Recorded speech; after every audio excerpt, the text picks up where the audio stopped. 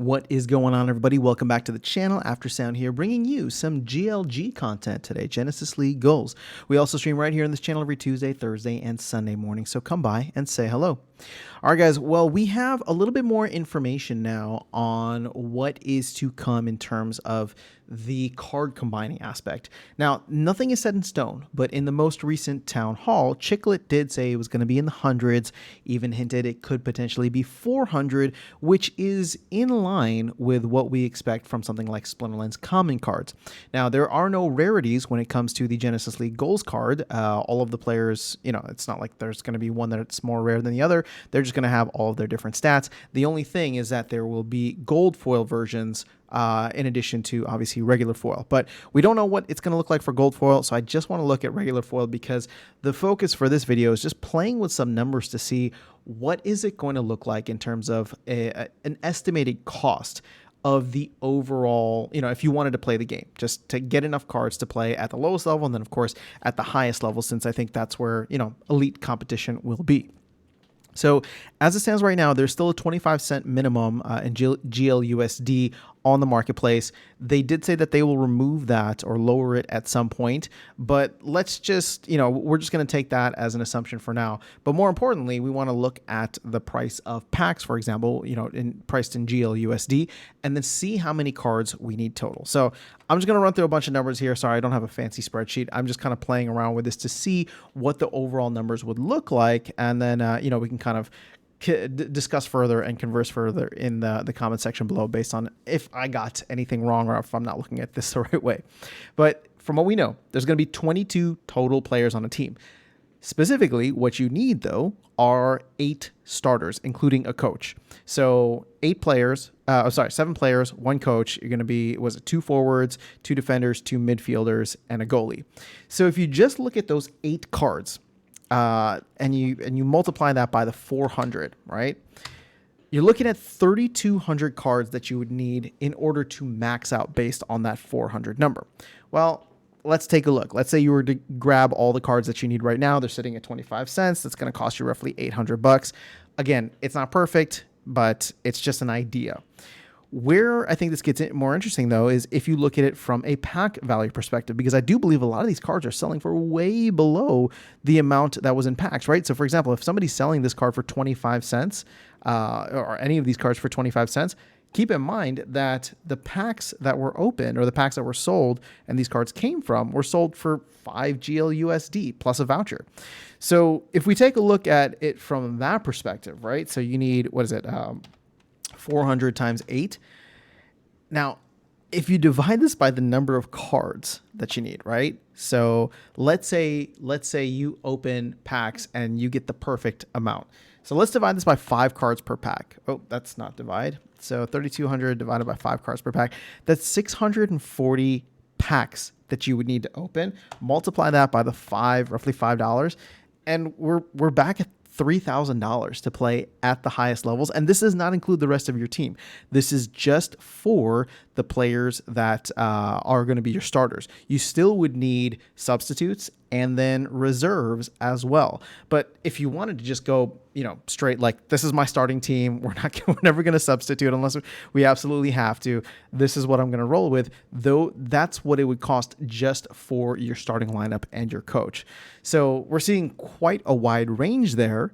But if we want to get really crazy with it, you could do all 22 players, including the coach, right? So multiply this times, let's just say 400 times 0.25. Well, now we're looking at like $2,200 if you were to grab everything off of the marketplace as it currently stands, if they're sitting at 25 cents. But you can even see, like, if I wanted to max this card out, for example, there's only 53 on the market here, right? So it's not necessarily feasible. We are going to have to open more packs and then see what the value of those packs are. But the crazy numbers get into when you do like 22 times 400 divided by 5, right? Divided by 5, which means you're going to need 1,760 packs. And then you multiply that again by 5 for $5 per pack. And that gets us back to the $8,800. So now we're looking at like $9,000 to have a fully maxed out if you were to buy the packs for it. Now, so what am I trying to say with this? Obviously, the card prices are significantly lower. And therefore, if we were to look at the pack value versus the pack price, there's a huge delta at this point. And I don't think that that delta is going to go away for a while. Packs offer a premium because you get to roll the dice. That's just how it works, right? If you get lucky, then the packs, the pack contents will contain more value.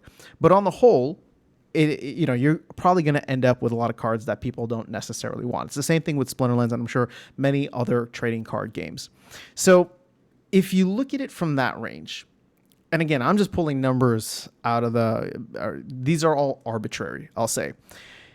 When I look at something like this that is unproven, we don't know what the rewards are like. There's no way to calculate, ROI, even though that's not what we should necessarily be doing, but we do it anyway, right? Because at the end of the day, what makes play to earn different than the Web 2 gaming is the whole play to earn, or what makes Web 3 different from Web 2 is the whole play to earn aspect. We want to know if we're putting in X amount, what can we get out of it? Even if it's just to retain value over time, and own our assets and hope that they hold their value over time, not even go up.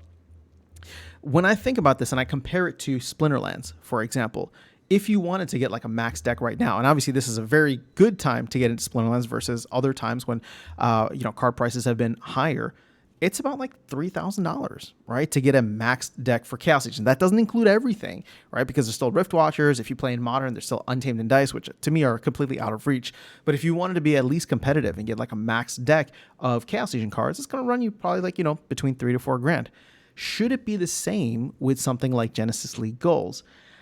I would say no initially, just because so much of the game is unproven at this point.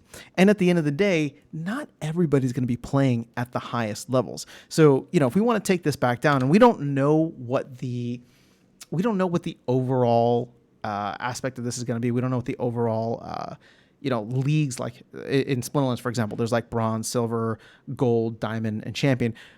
Obviously, there's going to be equivalents or comparables here, but we just don't know what that looks like. The cheapest that you can get into the game is if you just buy 22 cards at 0.25 cents, you can get them for $5, right? That's the price of a pack right now. A pack isn't going to get you all the cards that you need, but part of me looks at this and says, well, if I just want to play at whatever the bronze level of this game will be and start to build up my team over time, well, I should start taking a look right now. I can throw $5 at the game and go create a team of level 1 cards. Now, keep in mind, there's 2 ways to progress with your cards. You can combine them as well as actually play with them.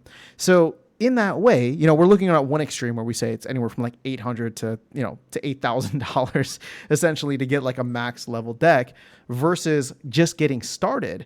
At this point, even with the 25-cent minimum, if somebody wanted to come in and play and get 22 cards, right, all different players, they could come in and do it for like $5. And if that 22-cent minimum does go down or does get removed, they could come in for even less than that. And I think that itself is really cool. Obviously, there's still the franchise manager license or franchise license.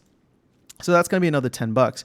And hopefully there will be some kind of card rental market as well, so that you can rent higher level cards, or you could potentially even rent full teams, which could make the game really fun and exciting. So overall, I know this was a little bit more of a meandering video. We're going through and checking values of cards. We don't even have a playable game yet, but I just wanted to see, with the card combining information, or at least teaser that we had, what this would look like at the higher levels. Now, hopefully we will see card values continue to, I don't want to say come down, but at least be reasonably priced. Everything is kind of selling at the minimum right now as people offload, probably to go and buy more packs if they can. But I think every card here is going for 25 cents. I don't think there's a single card that's not going for 25. Oh, no, never mind. I just didn't scroll down far enough. So you do have some other cards. Probably these are the, higher tier cards or more desirable players or more well-known players. So, ultimately, to me, I think that we're going to be in a good spot for this, where no matter what level you're trying to play at, even if it's just the basic level, you can come in and do so for not very expensive. And at the end of the day, if you want to stay at the lower levels, maybe the earnings aren't as great or whatever the case is, you still can do that and get progression, as opposed to something like Splinterlands, where, sure, you buy your cards, and let's say you're playing with all level 1 cards, you don't get any value. The cards don't accrue anything, any kind of progression themselves, the way that we're going to get progression with the Genesis League Goals cards. So that is one area that I'm excited for, because it's like, oh, I could buy a card for 25 cents. I could play it within a team, level it up, maybe unlock certain things without any card combining, right? And all of a sudden that card will then be more valuable if I were to sell it for 1 BCX than a 1 BCX card that has 0 XP on it. And if I'm not getting the terminology completely right, I apologize, but hopefully you understand where I'm coming from.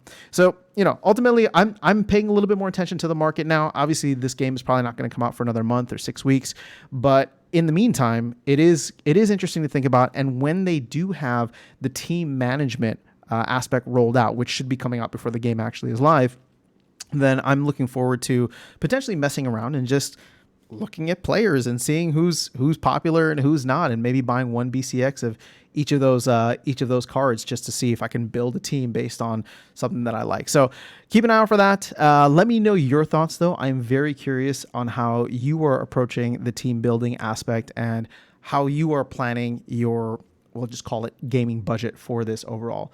But otherwise, that's all I have. Have an amazing rest of your day. I'll catch you all in the next video and see you around the game. Take care.